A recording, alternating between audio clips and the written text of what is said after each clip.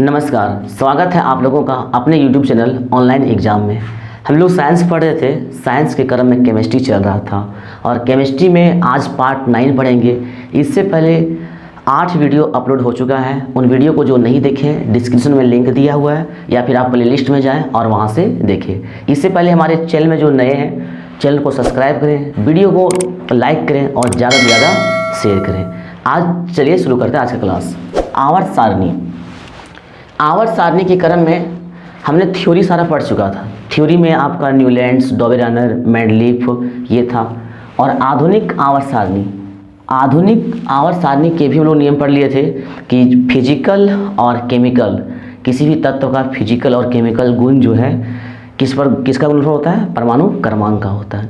इससे पहले डॉबेरानर, मेंडलीफ और न्यूलैंड्स का पढ़ लिए थे। ठीक है, आइए आज हम लोग कुछ स्पेशल बिंदु का चर्चा करते हैं, कुछ खास बिंदु का चर्चा करते हैं। आवर्त सारणी से जुड़ा हुआ जो क्वेश्चन आता है, सिर्फ थ्योरी पढ़ने से कुछ नहीं होगा। जो क्वेश्चन बनता है आज केवल उन प्रश्नों पे चर्चा करेंगे जो एग्जाम में प्रश्न बनता है। ठीक है, देखिए आपको पता है पहले वीडियो आधुनिक आवर्त सारणी में हम बता चुके आपको कि 7 आवर्त है। आवर्त कितना है? 7 है। और समूह कितना है? 18 है। भले यहाँ आपको कम दिख रहा है लेकिन समूह कितना है? आप इस तरह से जो होता है ऐसे जो खड़ी रेखा होता है उसे क्या कहते हैं? समूह कहते हैं। समूह कितना था? 18 था। ठीक है, आवर्त ऐसे जो पड़ी है क्षैतिज में है इसे लोग क्या कहते हैं? आवर्त कहते हैं। ये आप पढ़ चुके थे। तो ये तो एग्जाम में आता है कि आधुनिक आवर्त सारणी में कितने समूह हैं? आंसर क्या होगा? 18 होगा। कितने आवर्त हैं? आंसर कितना होगा? 7 होगा। लेकिन उनसे जुड़ी, आधुनिक आवर्त से जुड़ी और प्रश्न पे चर्चा करेंगे। देखिए पहला जो आवर्त है उसमें 2 तत्व है। ठीक है, स्टार्टिंग में आपका यहाँ पे जो है, स्टार्टिंग में जो है आपका हाइड्रोजन है और इधर लास्ट में जो 18वां समूह है यहाँ पे आपका क्या है? हीलियम है। तो पहला आवर्त में कितना तत्व हो गया? 2 तत्व हो गया। तो इसे लोग क्या कहेंगे? अति लघु आवर्त। अति लघु आवर्त। रेलवे में एक प्रश्न आया था कि लघु पीरियड किसे कहते हैं? लघु पीरियड किसे कहते हैं? यानी शॉर्ट पीरियड किसे कहते हैं? शॉर्ट आवर्त किसे कहते हैं? तो लघु आवर्त, ये तो आवर्त है आपका, ये आवर्त है। तो 7 आवर्त में सबका अलग अलग नाम है, सबका नहीं 4 का। 7 आवर्त को 4 नाम दिया गया है। ठीक है, पहला जो है अति लघु, मतलब शॉर्ट, उससे भी शॉर्ट, उसमें मात्र 2 तत्व है, एक हाइड्रोजन और एक हीलियम। तो 2 तत्व होने के क्या कहेंगे? बहुत छोटा या अति लघु या आवर्त। इसके बाद आपका दूसरा आवर्त में और तीसरा आवर्त में, ठीक है, दूसरा आवर्त और तीसरा आवर्त में कितना तत्व है? 8 है। दूसरा में भी 8 है और तीसरा में भी 8 है। तो दूसरा और तीसरा पीरियड को, दूसरा और तीसरा आवर्त को क्या कहेंगे? लघु कहेंगे, यानी लॉन्ग पीरियड कहेंगे, लघु आवर्त कहेंगे। ठीक है, लघु आवर्त किसे कहेंगे? दूसरा एवं तीसरा आवर्त को। इसके बाद दीर्घ किसे कहेंगे? दीर्घ आवर्त, दीर्घ पीरियड किसे कहेंगे? तो चौथा और पांचवा आवर्त में कितने तत्व हैं? 18 तत्व हैं। चौथा आवर्त में 18 तत्व हैं और पांचवा आवर्त में 18 तत्व हैं। तो जिनमें 18 तत्व हैं उसे लोग क्या कहेंगे? दीर्घ आवर्त कहेंगे।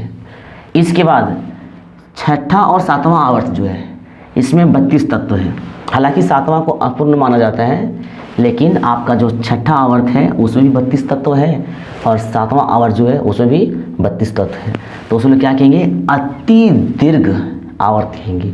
ये सवाल इनमें से लगभग सवाल आया हुआ है। अति दीर्घ आवर्त किसे कहते हैं? ऑप्शन 1 और 2, 2 एवं 3, 5 एवं 6, इस तरह से सवाल किया गया है।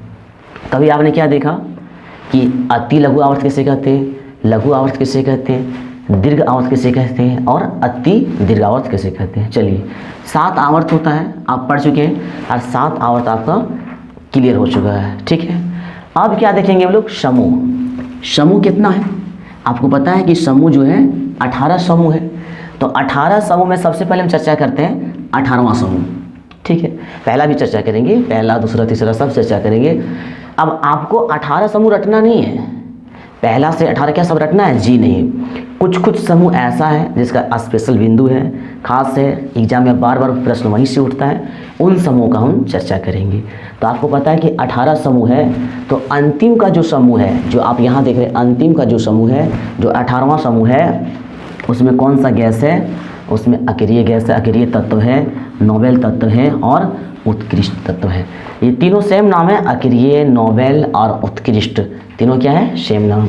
आप हमारे ये इससे पहले का वीडियो जो था उसमें अक्रिय तत्व क्या होता है, नोबेल क्या होता है, उसे हम आप बता चुके हैं, आप वहाँ पे देख सकते हैं। अब अक्रिय तत्व, नोबेल तत्व और उत्कृष्ट तत्व का चर्चा करते हैं। उनमें से आपका हीलियम है, जिसका बाएं कक्ष में इलेक्ट्रॉन पूर्ण होता है, हीलियम हो गया। कौन सा है? फिर आपका नियोन है, उसके बाद आपका आर्गन है, जिनान है, रेडॉन है। ये सब क्या है? अक्रिय तत्व है। अक्रिय तत्व है, उत्कृष्ट गैस है। तो ऐसा सवाल आए कि अक्रिय तत्व जो है, अक्रिय गैस जो है, किस समूह में है? तो अक्रिय तत्व कौन सा समूह में है? 18वां समूह में। ये सवाल आपका बनता है। तो अभी हम लोग सब टॉपिक उस मतलब वो विशेष बात का चर्चा करेंगे जो एग्जाम में आता है। 18वां तो विशेष है, 18वां फेमस है। क्यों फेमस है? अक्रिय होने के कारण, केवल उनमें अक्रिय गैस है, नोबेल गैस है। अब आते हैं 17 समूह। 17वां समूह क्यों फेमस है? ठीक है, तो 17वां समूह में जो तत्व है, 17वें समूह में जो तत्व है, उसमें कौन से तत्व है? हैलोजन तत्व है। यहाँ लिखे हैं हैलोजन तत्व किसमें है? 17वां समूह में। लेकिन समझना ये होगा कि हैलोजन तत्व किसे कहते हैं। तो हैलोजन तत्व किसे कहते हैं, पहले आपको याद रखना है कि हैलोजन किस में होता है? 17वां समूह में होता है। और हैलोजन तत्व किसे कहते हैं? तो वैसे तत्व जो समुद्र में पाया जाता है, समुद्र में पाया जाता है, और जिसमें खारे जल में उसका अधिकता होती है।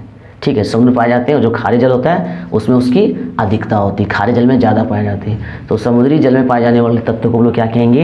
हैलोजन तत्व कहेंगे। अब हैलोजन तत्व का एग्जाम्पल देख लीजिए, वो कौन कौन सा है। एक आपका फ्लोरीन है, क्लोरीन है, आयोडीन है और ब्रोमीन है। तो फ्लोरीन, क्लोरीन, आयोडीन और ब्रोमीन, ये क्या है? हैलोजन तत्व है। हैलोजन तत्व किसे कहते हैं? वैसे तत्व जो समुद्र में पाया जाता है, जिसमें खारे पानी में अधिकता होती है, जो खारे पानी में ज़्यादा पाया जाता है। तो आपने दो चीज़ क्लियर किया। 18वां समूह किस लिए फेमस है? अक्रिय गैस के लिए फेमस है। 17वां समूह किसके लिए फेमस है? हैलोजन तत्व के लिए फेमस है। एग्जाम्पल भी आपने देखा। इसके बाद बात करते हैं लोग उपधातु का। उपधातु, जिसमें धातु और अधातु दोनों का क्या कहते हैं, उसका गुण मतलब मिलता है, उसमें क्या कहेंगे? उपधातु कहेंगे। और आवर्त सारणी में 118 एलिमेंट्स में 118 तत्वों में उपधातु कितना है? उपधातु आपका 7 है। धातु, अधातु और उपधातु में अगर किसी प्रकार का आपका कन्फ्यूजन है तो आप हमारे चैनल में बने रहिए। आवर्त सारणी के बाद अगला वीडियो धातु एवं अधातु का अपलोड होगा, और वहाँ आप अच्छी तरह से समझ पाएंगे कि धातु और अधातु में क्या डिफरेंस है, कौन सा धातु द्रव अवस्था में पाया जाता है, कौन सा आपका किसके साथ क्षारीय है, कौन सा धातु अम्लीय है, क्या एक्सेप्शन है। ठीक है, वो आपको वहाँ पे क्लियर होगा। तो फिलहाल आपको आप याद रखना है कि उपधातु, तो उपधातु कितु है? 7 है। उपधातु 7 है। और आवर्त सारणी में ये भी सवाल आया है, रेलवे ग्रुप डी में ये सब सारा क्वेश्चन लगभग जो थ्योरी नहीं पूछा, थ्योरी बहुत कम, इससे विशेष क्वेश्चन क्या उठ रहा है, वही सवाल उठा है। ठीक है, तो उपधातु कितने हैं? उपधातु 7 है। आधुनिक आवर्त सारणी उपधातु कितना है? 7 है। नाम चर्चा कर लेते हैं, क्योंकि प्रश्न किसी भी प्रकार से पूछा जा सकता है। 3 नाम इससे दे दिया और 1 नाम धातु का दे दिया। ठीक है, या तो हो सके 3 नाम धातु का दे दिया और 1 नाम उपधातु का दे दिया, और पूछ दिया इनमें से कौन सा उपधातु है? उपधातु है। तो मात्र 7 उपधातु है। वह है आपका एंटीमनी है, बोरॉन है, इसके बाद आपका टेरियम है, पोलोनियम है, जर्मेनियम है, आर्सेनिक है और सीजियम है। और क्या है? सीजियम है। तो अभी आपने क्या देखा? समूह 18 है, आवर्त कितना है? 7 है। पहला आवर्त को अति लघु आवर्त कहते हैं, दूसरा तीसरा को लघु आवर्त कहते हैं, और 5वां और 6ठा आवर्त को क्या कहते हैं? ये दीर्घ आवर्त कहते हैं, और 6ठा और 7वां आवर्त को क्या कहते हैं? अति दीर्घ आवर्त कहते हैं। फिर आपने हैलोजन गैस, हैलोजन तत्व के बारे में सीखा, उत्कृष्ट के बारे में सीखा, उपधातु क्या होता है, 17वां ग्रुप और 18वां ग्रुप किससे संबंधित है। तो अभी हमने आधुनिक आवर्त सारणी का कुछ विशेष पॉइंट का चर्चा किया, जिस पॉइंट से सवाल उठते हैं। ठीक है, उनमें से हमने क्या देखा कि 17वां समूह जो है हैलोजन कहलाता है, 18वां समूह जो है आपका अकेरिय गैस उसमें है, कौन कौन सा अकेरिय गैस उसमें चर्चा किया, उपधातु क्या होता है उन्हें भी चर्चा किया, और 7 उपधातु है उसका भी नाम चर्चा किया। अब हम लोग समझेंगे ब्लॉक के बारे में, आधुनिक आवर्त सारणी से संबंधित ब्लॉक का क्या रोल है। ठीक है, तो हमारा इलेक्ट्रॉनिक विन्यास का जो वीडियो है उसमें आपको पता है कि SPDF 4 ब्लॉक के बारे में हम बताए थे, इलेक्ट्रॉनिक विन्यास कैसे होता है। जो उन वीडियो को देखना चाहते हैं डिस्क्रिप्शन में लिंक दिया हुआ है, उसे देख सकते हैं या फिर प्ले लिस्ट जाके देख सकते हैं। तो जैसे कि आपको पता है कि SPD और F 4 ब्लॉक है। कितना ब्लॉक है? 4 ब्लॉक है। अब सिंपल से सवाल, धातु किस ब्लॉक में है? तो धातु जो है S ब्लॉक में। धातु को किस ब्लॉक में रखा गया है? S ब्लॉक में बनाएंगे। जैसे कि ये आवर्त सारणी है, ये आपका समूह है और ये आपका क्या है? आवर्त है। तो इसमें से 4 ब्लॉक में इसको बांटा गया है। ठीक है, जो S ब्लॉक है उसमें क्या रखा गया है? धातु को रखा गया है। जो P ब्लॉक है उसमें क्या रखा गया? अधातु को रखा गया, अधातु को रखा गया। ठीक है, और जो आपका D ब्लॉक है, D ब्लॉक में क्या किसे रखा गया है? संक्रमण धातु को। लेकिन सवाल ये उठता है कि संक्रमण धातु किसे कहते हैं? तो वैसा धातु जो थोड़ा सा अपने आप में क्या कर सकते हैं, इलेक्ट्रॉन का ज़्यादा त्याग करे या इलेक्ट्रॉन का ग्रहण करे, मतलब एक तरह से शांत नहीं रहने वाले, अनस्टेबल नहीं कर सकते। ठीक है, तो वैसे धातु को क्या कहते हैं? संक्रमण धातु कहते हैं। हालांकि आपका डिफिनेशन नहीं पूछा जाता है, आपका डायरेक्ट सवाल पूछ देता है संक्रमण धातु किस ब्लॉक में रखा जाता है। तो संक्रमण धातु कौन सा ब्लॉक में है? D ब्लॉक में। इसके बाद आपका रेडियो एक्टिव धातु, जो रेडियो एक्टिव धातु या तत्व जो है वो आपको कौन सा ब्लॉक में है? F ब्लॉक में। तो यहाँ से सवाल डायरेक्ट उठा लिया जाता है, इसलिए थ्योरी के साथ, अब थ्योरी में ये आपको नहीं मिलेगा कि SPDF में कौन सा किसको रखा गया है। ठीक है, हमने थ्योरी पढ़ लिया, लेकिन अब केवल वही पॉइंट को बता रहे हैं जो आपका एग्जाम में 100% क्वेश्चन आता है। S ब्लॉक में क्या रहता है? धातु रहता है। P ब्लॉक में क्या रहता है? अधातु रहता है। D ब्लॉक में क्या रहता है? संक्रमण धातु रहता है। और F ब्लॉक में क्या रहता है? रेडियो एक्टिव धातु रहता है। तो चलिए अब एक नया चीज क्लियर हुआ ब्लॉक के बारे में, आधुनिक आवर्त सारणी उसका क्या रोल था। अब हम लोग चर्चा करेंगे परमाणु त्रिज्या। परमाणु त्रिज्या, जब हम परमाणु और अणु का वीडियो बना रहे थे उसमें बताए थे कि परमाणु का त्रिज्या कैसे मापा जाता है, नाभिक का त्रिज्या कैसे मापा जाता है, परमाणु का त्रिज्या नाभिक से कितना बड़ा होता है, सारा कुछ चर्चा किए थे। आप उनसे वीडियो को देखें तो ये कहीं ना कहीं और ज़्यादा आपको ये बेनिफिट होगा। ठीक है, परमाणु त्रिज्या का क्या रोल है? जैसे कि ये समूह है, ठीक है, ये समूह है और ये क्या है? आवर्त है। तो जब भी आप आवर्त में बाएं से दाएं जाएंगे, ठीक है, ध्यान दीजिए, ये बायां इधर से इधर जाएंगे। ओके, ये आवर्त है। आवर्त में जब भी आप बायां से इधर जाएंगे, दाएं जाएंगे, तो परमाणु त्रिज्या क्या होता है? घटता है। ठीक है, क्या होता है? घटता है। इसको ध्यान रखना। सिंपल सा क्वेश्चन है कि अगर परमाणु आप बायां से दाएं की ओर जाते हैं तो परमाणु त्रिज्या क्या होता है? घटता है। यार यही आप समूह में ऊपर से, ये आपका क्या है? समूह है। ये क्या आपका समूह है? तो समूह में अगर आप ऊपर से नीचे जाते हैं, ऊपर से नीचे जाते हैं तो परमाणु त्रिज्या क्या होता है? बढ़ता है। अब सवाल ये भी उठ जाता है कि क्यों बढ़ता है, क्यों घटता है, और उतना डिटेल में जानना आने की आपको साइंटिस्ट बनना। अगर आपको साइंटिस्ट नहीं बनना है, बस एग्जाम क्वालिफाई करना, चाहे झारखंड सचिवालय हो या रेलवे NTPC हो या कोई भी एग्जाम हो जिसमें साइंस आपका यह रोल रखता है, तो आपको ये जानना है कि बायां से जब दायां जाता है तो क्या होता है? परमाणु त्रिज्या घटती है। और ऊपर समूह में ऊपर से जब नीचे आता है तो परमाणु त्रिज्या क्या होता है? बढ़ता है। तो आधुनिक आवर्त सारणी में आपने परमाणु त्रिज्या के बारे में देखा कि परमाणु त्रिज्या का क्या रोल है। अब बात करते हैं क्षार धातु का। क्षार धातु, क्षार मतलब किसे कहेंगे? जिसमें हाइड्रोक्साइड रहता है, क्षार। अम्ल, क्षार और लवण का एक वीडियो अपलोड होगा धातु एवं अधातु की बात। आप हमारे चैनल में बने रहेंगे तो फिर उन वीडियो का फायदा आपको मिल सकेगा। तो क्षार धातु किसे कहते हैं?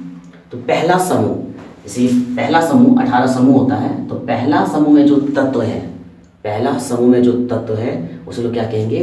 क्षार धातु कहेंगे। सवाल ये भी उठता है कि कौन कौन सा धातु है। तो पहला समूह है आपका, तो देखिए क्या है?